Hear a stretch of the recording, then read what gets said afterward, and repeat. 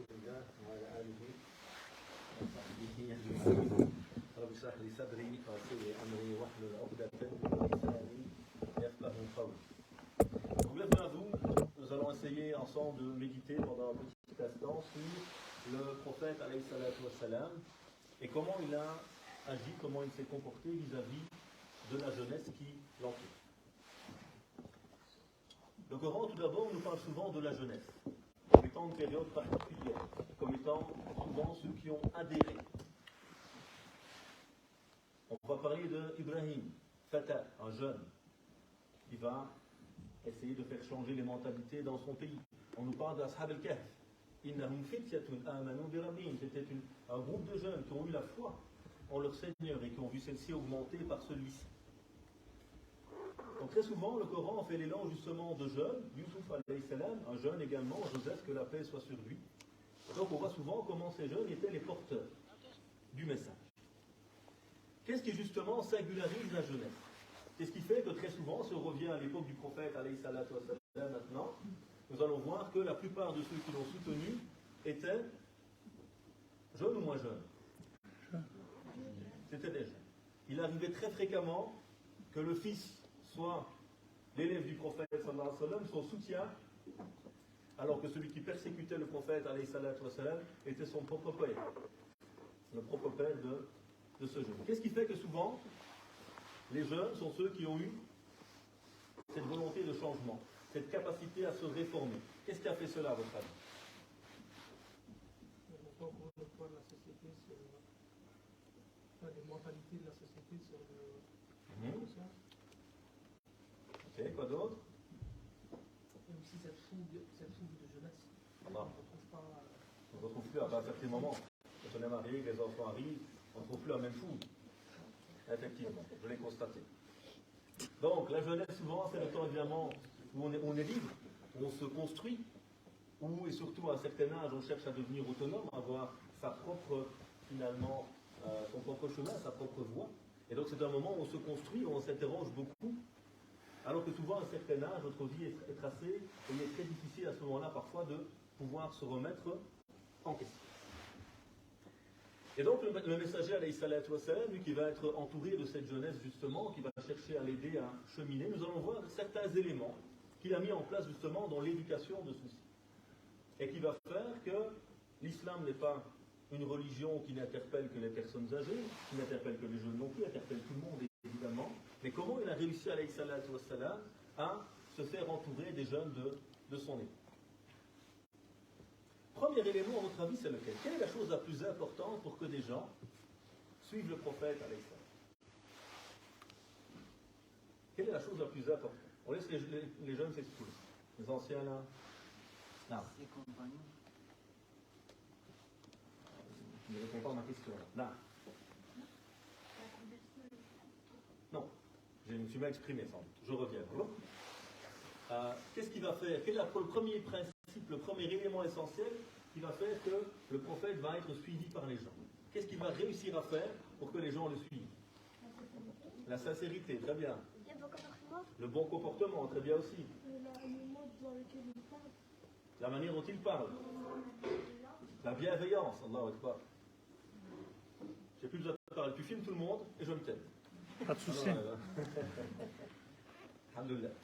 Tout ça est très beau, tout ça est très bien. Effectivement, ça fait partie de la manière dont il a pu être entouré par les gens.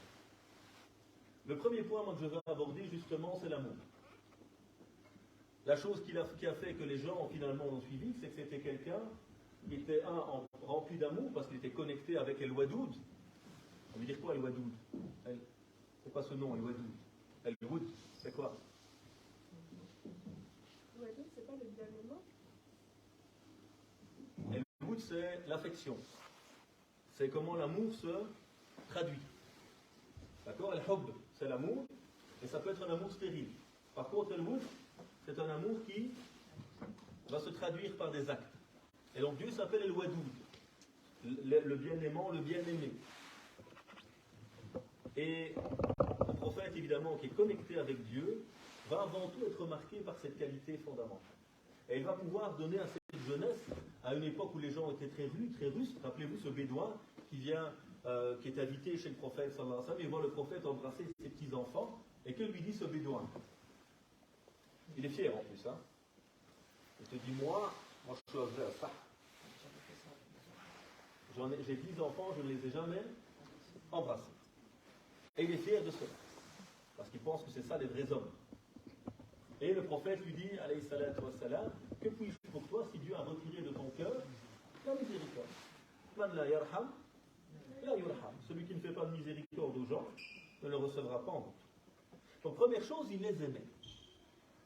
Il était ému par cet amour, cette envie de partager celui-ci, cet amour avec ses compagnons, et avant tout l'amour de qui? L'amour d'Allah, l'amour de Dieu. Et donc le premier principe d'éducation de la jeunesse d'ailleurs, ce n'est pas vos enfants. Le premier principe d'éducation, c'est l'éducateur. Quelqu'un qui n'aime pas Dieu ne peut pas transmettre l'amour de Dieu. Donc le premier travail de l'éducateur toujours, c'est de s'axer sur qui? Soi-même. Sur lui-même. Le premier travail, si tu vas par exemple un entraîneur de foot, si tu connais là, d'accord? Si c'est un entraîneur de foot, lui, il ne travaille pas sur lui, il n'est pas un bon entraîneur. Est-ce qu'il peut avoir des bons joueurs? Non. Non. D'abord, il doit commencer par lui. Et quand lui sera un bon entraîneur et un bon exemple, il pourra permettre aux gens de l'être eux-mêmes. Donc d'abord, il y a l'amour. Quand il avait ses petits-fils près de lui, le Hassan ou le Hussein, il levait les mains et il disait Allahumma inni uhibbuhuma fa'ahibbahuma. Oh mon Seigneur, certes je les aime, alors aime-les. Et donc il était cette personne qui transmettait. Un jour, il y a un jeune qui s'appelle Mu'adh ibn Jabal. Vous connaissez Mu'adh ibn Jabal? C'est un compagnon du prophète, alayhi salatu wassalam, qui va devenir un savant. Il dira A'lamukum bil halal wal haram. Ce sera le plus érudit d'entre vous dans la connaissance des choses permises ou non. Et donc, qu'est-ce qui a fait que ce jeune homme devient un érudit, devient un savant de cette communauté? Notamment parce qu'il y avait cet éducateur. Et un jour, il lui dit Ya Mu'adh, wallahi inni la uhib. Wallahi inni la uhib. Certes par Dieu, je t'aime. Et donc il rappelle plusieurs fois cela. Puis il lui dit, ne laisse jamais passer une prière sans dire à la fin de celle-ci, Allahumma inni, c'est quoi la dua? Allahumma a'inni ala dhikrik wa shukrik wa husni ibadat. Comment connaissons-nous cette dua? Est-ce que le prophète l'a écrite? Est-ce qu'il a fait une khutbah sur cette dua? Non. Comment elle est parvenue jusqu'à nous? Grâce à lui, ceux qui a dit ça. Grâce à Mu'adh ibn Jabal, qui a été quoi? Marqué par cet homme qu'il aimait, ce grand frère, ce modèle, ce prophète, qui lui a dit, viens, je vais te dire quelque chose, je t'aime. Et parce que je t'aime, j'ai envie de t'apprendre une parole particulière. Vous voyez à l'introduction, Salli ya waldi, prie. Ah, t'as trop envie de prier. Oh, c'est trop top de prière, ça. Hein, quand la manière de parler de la religion devient à des ordres, ça n'a pas le même impact que celui qui sait ouvrir les cœurs, par Dieu je t'aime, et puis qui après lui enseigne une parole. Qui va rester où? Gravé dans La tête. plus que la tête. Ça va? Dans le cœur. Dans les deux évidemment. Mais avant tout dans le cœur. Et c'est pourquoi cette parole nous est parvenue. Le prophète ne l'a pas crié sur tous les toits. Il n'a pas fait une khutbah où il a dit oh, vous les gens, je vais vous apprendre une parole. Il a appris à quelqu'un. Mais cette parole qui a marqué ce compagnon, parce qu'elle était marquée par l'amour, a fait que celui-ci ne l'a jamais oublié et l'a lui-même enseigné jusqu'à ce qu'elle nous parvienne à nous, aujourd'hui,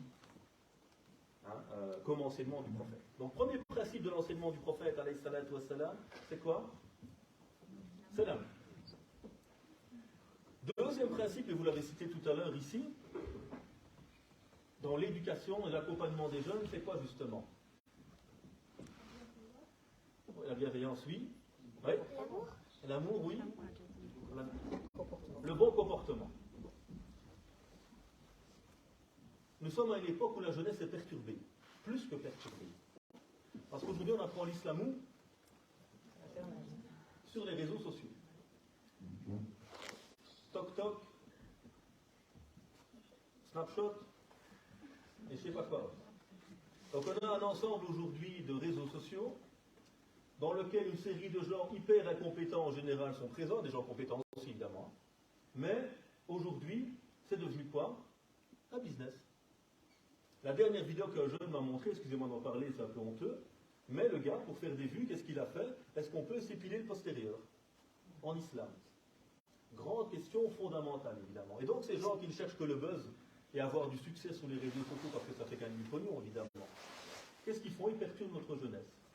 Et il faut que les jeunes d'aujourd'hui ne connaissent pas Dieu, ne connaissent pas le prophète, alayhi salatu wassalam, mais peuvent discuter pendant 3 heures sur l'épilation de je ne sais pas quelle partie de leur corps. Donc, c'est malheureusement ce souci de l'absence du modèle. Et c'est ça qui est difficile pour nous. Parce que s'éduquer parfois sans modèle, c'est pas évident. Évidemment, nos paroles, alhamdoulilah, sont là, ils sont des petits modèles pour nous, mais quelle que soit la qualité, la grande qualité des gens qui sont là, nous ne pouvons pas atteindre évidemment le modèle du prophète, alayhi salam. Mais il est un modèle parmi eux. Et ce modèle, justement, nous rappelle qu'il n'y a pas d'éducation sans éducateur et éducatrice. On ne peut pas s'éduquer avec les réseaux sociaux. Ce n'est que de l'information. On pourrait être même plus clair, souvent de la désinformation. Il n'y a pas d'éducation sans intermédiaire humain. Il ne peut pas y en avoir. Parce qu'à nouveau, s'éduquer, c'est quoi? Imaginons, je joue au football. D'accord? Et moi, c'est moi qui décide comment je m'entraîne.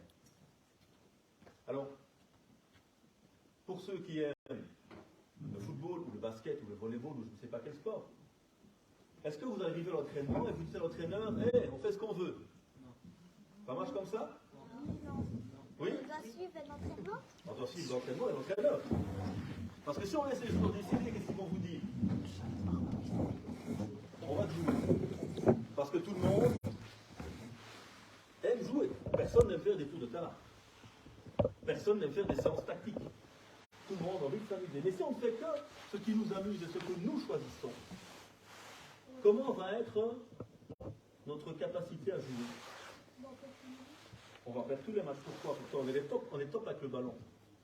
Oui. Parce qu'on n'a pas écouté l'entraîneur? Parce qu'on n'a pas écouté l'entraîneur, parce que c'est nous qui avons décidé comment nous allions nous entraîner.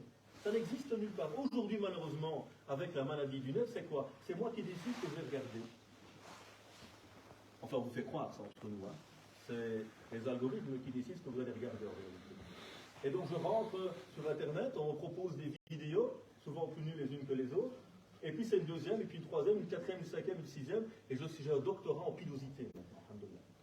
Spécialiste dans la pilosité. Qu'est-ce qu'on peut épiler ou pas chez l'être humain? Vous savez tous que c'est les grandes questions fondamentales dans la tombe, le jour du jugement, Dieu vous demandera qu'est-ce que vous pouviez épiler ou pas, évidemment. Central dans le cheminement de quelqu'un.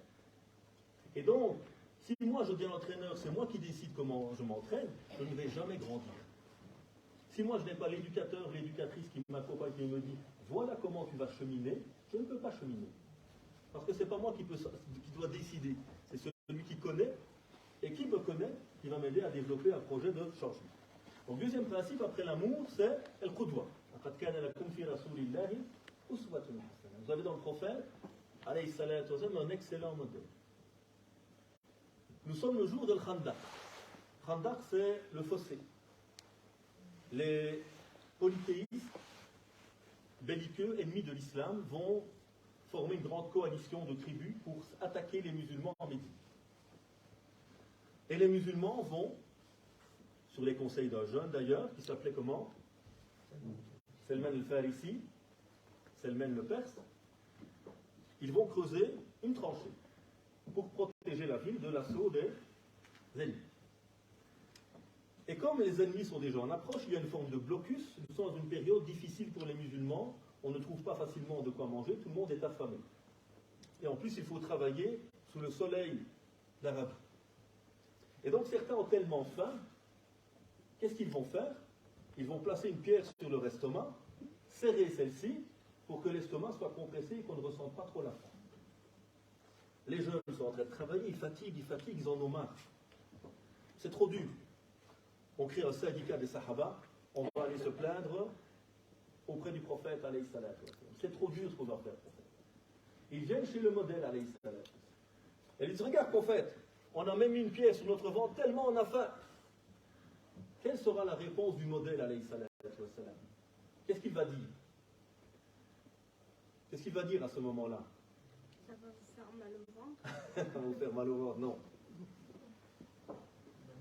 à ce moment-là, il va lever sa propre tunique et il y a deux pierres. C'est-à-dire que lui, qui est beaucoup plus âgé qu'eux, il souffre encore plus qu'eux. C'est ça le modèle. Quand on voit le modèle qui est encore plus dans la difficulté que les jeunes, ils vont tous se taire et repartir travailler. Par contre, si on est là en train de dire à nos enfants, lis le Coran, mon fils, il t'a jamais vu prendre le Coran en main. Est-ce que réellement il va prendre le Coran en main? Non. Non. Parce que d'abord, à nouveau, c'est toujours l'éducateur, l'éducatrice qui est le modèle lui-même. Très bien. Donc, un, l'amour, deux, le bon comportement, le modèle du prophète, alayhi salam. Troisièmement, l'éducateur, le prophète, alayhi salam, en suivant la pédagogie coranique, va les connecter à quoi? Comment est-ce qu'il parlait aux gens de l'islam? L'islam, c'est ne mangez pas de porc, ne buvez pas d'alcool. C'est comme ça qu'il présentait l'islam? Non. Alors, là. Il commençait tout doucement, mais comme Allah il nous a pas directif, vous ne devez pas faire ça, pas faire ça, il a commencé tout doucement, et chaque fois qu'il continuait, il nous donnait des ordres plus durs. Donc, comme a été le Coran a été révélé petit à petit en commençant par l'essentiel, pas par les interdits, d'abord par ce qui nous construit. Parce que l'interdit ne construit pas, l'interdit protège. Et quand je n'ai rien construit, je n'ai rien à protéger. Donc aujourd'hui, malheureusement, notre islam est malade, à cause du net, à cause de certains courants de l'islam, malheureusement, qui ne parlent que d'interdit. Encore récemment, j'étais avec le responsable ici de la salle, ces gamins arrivent 10 ans. Hey, sans dire son nom. Regarde mes cheveux, c'est haram ou c'est pas haram? Voilà les grandes questions qui tracassent des gamins de 10 ans. Ma coupe de cheveux. Aujourd'hui, on est les rois de la pilosité. C'est ça la grande spécialité des musulmans en 2022. Mais personne ne va se tracasser quand moi je dérange le prof. Personne ne va se tracasser quand je fais pleurer ma mère. Personne ne va se tracasser que je ne prie pas. Personne ne va se tracasser quand je crie Allahu Akbar et j'entends une chaise dans la classe. Ça ne les tracasse pas. Mais est-ce que ma coupe de cheveux, ça c'est problématique à Khil. Et le même frère me disait, subhanallah, moi je viens du Maroc, il me dit chez moi, on ne disait pas haram à chaque phrase. Quand je suis venu en Belgique, j'ai remarqué que les jeunes, c'est leur mot préféré. Ils ont confondu Allah avec haram. Ils disent jamais Allah, ils disent tout le temps haram. Et donc il y a un problème. Et le prophète, l'éducateur justement, alayhi salatu wassalam, quand il éduque des gens, qu'est-ce qu'il disait pendant la période mécoise? Ya ayyuhan nas, qulu la ilaha illallah tuflihu. Oh vous les hommes, dites simplement la ilaha illallah, vous allez réussir. À nouveau, dire ce n'est pas simplement mentionner, c'est être porté par cet amour.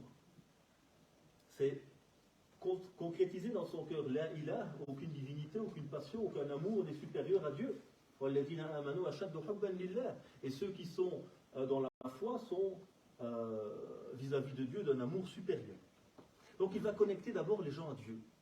Parce que c'est ça le plus important. Il va connecter les gens à l'essentiel. Le rappelant que c'est que le plus lourd est en Qiyamah, le bon comportement. Et il va donc d'abord les connecter à ce qui est fondamental. Dieu, le bon comportement, les valeurs de l'islam, ta prière, ça c'est le plus important. Ça c'est l'éducateur. Et malheureusement, quand on perd l'éducateur et qu'on pense s'auto-éduquer grâce au net, nous allons nous-mêmes définir ce qu'on veut faire. Ou plutôt, on va nous laisser croire qu'on définit ce qu'on veut.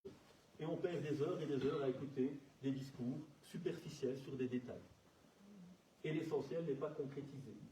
Et les fondements ne sont pas là. Et donc c'est une pratique souvent déformée car non construite sur l'essentiel. Donc troisièmement, 1, il les aime.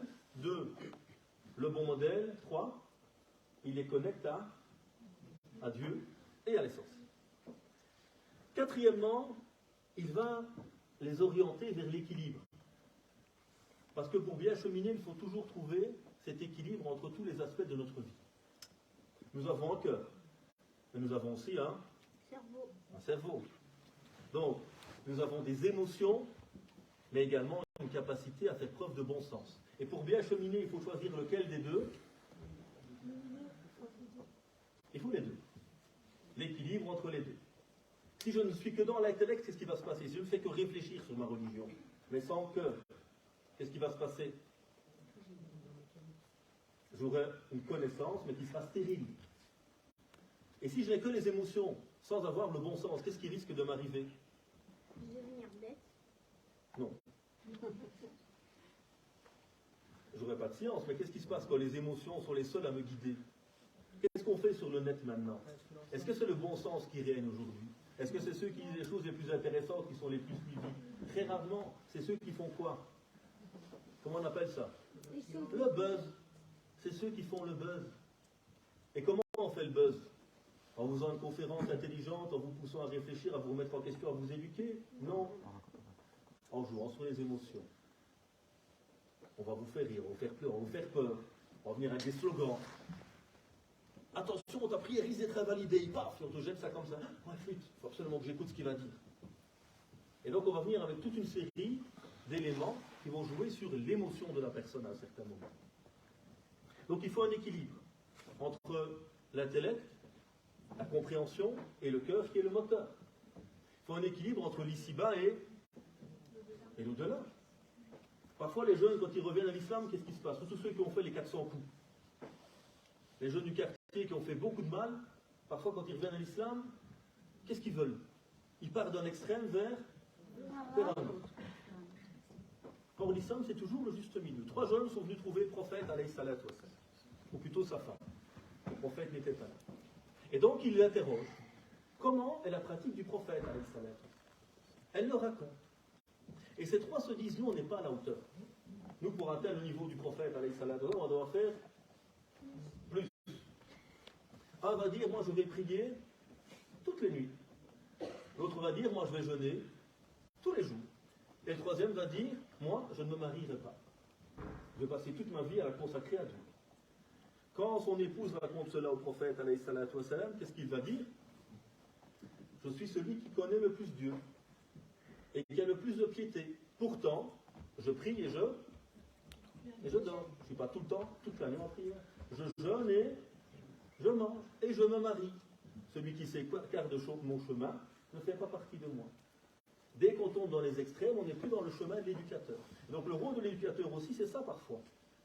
C'est de ramener les gens vers l'équilibre. Attention, tu culpabilises, tu as fait beaucoup de péchés dans ta jeunesse, ne crois pas qu'en partant dans l'extrême, ça va aller mieux. Au contraire, tu vas te prendre un mur. Donc l'éducation, l'éducateur, c'est son rôle aussi avec les jeunes, notamment, qui sont parfois dans un extrême naturel. On est toujours un peu radical quand on est jeune, on veut faire tout à fond. Et donc le rôle de l'éducateur, c'est aussi parfois calme-toi, doucement, construis-toi, sainement. Ensuite, le prophète, alayhi salatu wassalam, va également toujours valoriser les jeunes. Il va donner de la place et de l'importance à ceux-ci. Il nous parlera par exemple de certaines catégories qui seront sous l'ombre de Dieu, le jour où il n'y aura nulle ombre si ce n'est la sienne. C'est-à-dire le moment où nous serons dans la proximité de Dieu, certains vont avoir une place particulière. Ils ont fait des actes particuliers. Et parmi ces catégories, il va citer, il dira un jeune. Il y a un jeune qui a grandi dans l'obéissance à Dieu. Donc il va valoriser un jeune qui a réussi à cheminer, malgré toutes les difficultés parfois de la jeunesse, et d'être dans l'obéissance à Dieu. Lui-même, quand il est à la Mecque, comment est le climat à la Mecque? Chaud? Oui, chaud. Le climat pour les musulmans, il est chaud aussi, mais dans un autre sens. Comment ça se passe pour les musulmans? Aujourd'hui, on est bien, mais à l'époque du prophète, est-ce que les gens de la Mecque accueillaient le prophète en applaudissant Marhaba ya Rasulallah? Ils allaient et faisaient bonjour. Ah, je ne crois pas ça, non. Après, on critiquait parce qu'avant, il y avait des polythéistes avant le prophète. Du coup, on ne voulait pas qu'on vienne et qu'ils changent les religions. Du coup, on le critiquait. Des fois, on le met dans la semaine de dessus. Donc les gens n'étaient pas d'accord avec son message de changement, d'égalité entre les hommes, entre les femmes, etc. Ils n'ont pas apprécié ce message de changement, de libération des idoles. Et donc il a commencé à être harcelé, on s'est moqué de lui, on l'a agressé, on a tenté de le tuer. Bref, le climat à la Mecque était très négatif. Et le prophète, sallallahu alayhi wa sallam, qui réfléchissait au bien-être de sa communauté, va chercher à trouver un autre lieu dans lequel il peut diffuser son message. Et va donc aller trouver des tribus qui venaient à la Mecque faire le pèlerinage. Et des jeunes d'une ville qui s'appelle comment? Jérusalem. Non, pas Jérusalem. Yathrib. Yathrib, c'est le nom de Médine. Après, elle deviendra Médinatul Rasoul, la ville du messager. Et donc, ces jeunes 6 jeunes, de nouveau c'est des jeunes, ils vont écouter et être touchés par le message de Mohammed sallallahu alayhi wa sallam. Ils vont accepter d'en parler en revenant chez eux. L'année d'après, ils reviennent et ils sont plus nombreux. Et là, le prophète alayhi sallam va choisir quelqu'un pour transmettre le message à Midi, à un futur Midi. Cette fonction est importante, oui ou non? Elle est même cruciale, existentielle. Si on rate ça, les musulmans n'ont nulle part où pouvoir vivre sans être persécutés, voire tués à ce moment-là. Et il va envoyer qui? Abu Bakr, qui était âgé? Osman? Il va choisir qui? Non. Il va choisir un jeune. Comment il s'appelait? Comment il s'appelait? Mus'ab ibn Umayr. C'est un jeune qui est qui? Qui est un élève, un produit de l'école prophétique. Et ça aussi, c'est la réussite de l'éducateur. C'est parce qu'il a réussi, le prophète, à éduquer ses compagnons, que nous sommes là. L'islam n'est pas sorti de l'Arabie, du vivant du prophète, sallallahu alayhi wa sallam. Il en est sorti grâce à qui? Grâce à tous ses étudiants, tous ces jeunes qu'il a formés, et moins jeunes évidemment, et qui vont, bien sûr, grâce à Allah avant tout. Et grâce à eux, l'islam va pouvoir se répandre autour de l'Arabie. Donc il y a ce jeune, Mus'ab ibn Umayr, qui va être formé par le prophète, sallallahu alayhi wa sallam, et qui est celui qui va transmettre l'islam à Médine. Donc qu'est-ce qu'il y a? Il valorise. Il choisit un jeune, il le forme, il l'envoie pour transmettre son message. Ensuite également, la force de l'éducateur, on a presque fini, 5 minutes Inch'Allah, c'est qu'il prenait soin des gens. Un éducateur, quelqu'un qui accompagne la jeunesse, ne peut pas être quelqu'un qui est déconnecté d'eux. C'est quelqu'un qui les accompagne, c'est quelqu'un qui les suit. Et donc, on rapporte du prophète, alayhi salatu wa sallam, lorsque 3 jours s'écoulaient, sans qu'il n'ait vu un de ses compagnons, il prenait des nouvelles. Donc, il y avait cet amour. Et la force d'ailleurs, c'est que certains compagnons disaient, on pensait tous qu'il était notre meilleur ami. C'est-à-dire que Mohammed sallallahu alayhi wa sallam réussissait à donner à chacun quoi? Du temps. Et l'impression qu'il était important. Nous ne connaissons pas tous les compagnons. Mais chacun avait l'impression que, moi je suis important. Parce que quand Mohammed sallallahu alayhi wa sallam le voyait, il s'arrêtait, lui posait des questions. Et quand il ne voyait pas quelqu'un pendant quelques jours, il interrogeait, il est où? En voyage. Alors j'invoque pour lui. Et s'il est malade, je lui rends visite. Donc il y avait tout cet accompagnement également du prophète alayhi salatu wa sallam dans son éducation. Un dernier point, le prophète également alayhi salatu wa sallam était celui qui pouvait écouter les jeunes et les accompagner. Et nous avons, du moment du prophète alayhi salatu wa sallam, un jeune qui va être attiré par une jeune fille. Et donc il vient trouver le prophète alayhi salatu wa sallam, devant les compagnons. Prophète, permets-moi d'avoir une relation avec elle. Imaginez à la mosquée aujourd'hui. Vous êtes là à la mosquée, on met le Jumu'ah, et il y a un jeune qui vient arrêter l'imam. Hey, les frères, j'ai flashé sur ma voisine là. Il y a moyen ou pas? Comment est-ce qu'on réagirait? Qu'est-ce qu'on lui ferait, le skin? Il passe en dessous du tapis pour sortir de la mosquée. Et donc, le prophète sallallahu alayhi wa sallam, on lui pose cette question. Certains compagnons se mettent en colère. Le prophète dit, laissez-le. Viens. Et le prophète dit, mets-toi, donc il est assis par terre, assieds-toi à côté de moi, donc dans un moment de proximité physique qui rappelle la proximité également, évidemment, des cœurs. Et est-ce que le prophète lui dit c'est haram? Nous, c'est comme ça qu'on réagit malheureusement. Le prophète jamais il dit aux gens ça c'est haram, parce que ça ne change pas la réalité.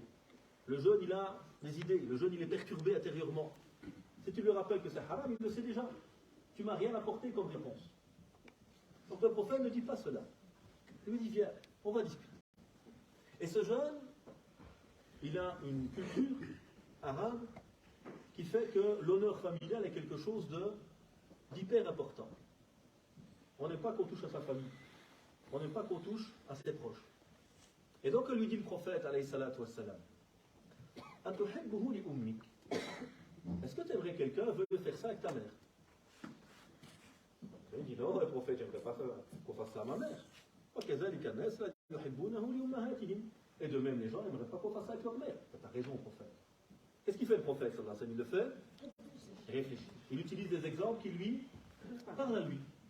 Et à chaque fois, il le renvoie, sa mère, sa sœur, sa cousine, bref, tous les gens qu'il connaît et qu'il apprécie, pour lui faire comprendre que, oui, on peut ressentir des choses, mais est-ce que c'est bien de suivre ses pulsions? Est-ce que c'est bien de suivre ses instincts? Non, tu es censé t'éduquer, te maîtriser. Mais il le fait réfléchir. Vous voyez, il y a l'émotion, mais il y a toujours aussi la raison. Puis à la fin, il met sa main bénie sur sa poitrine et il demande à Dieu de le protéger, de le pardonner. Et les compagnons ont dit, ce jeune après, il ne voulait plus. Pourquoi? On l'a apaisé, on l'a écouté, on l'a compris et on ne l'a pas jugé. Nous, on est les spécialistes du jugement. Ada son égaré, Ada est comme ça, Ada haram, Ada machin, Ada tata.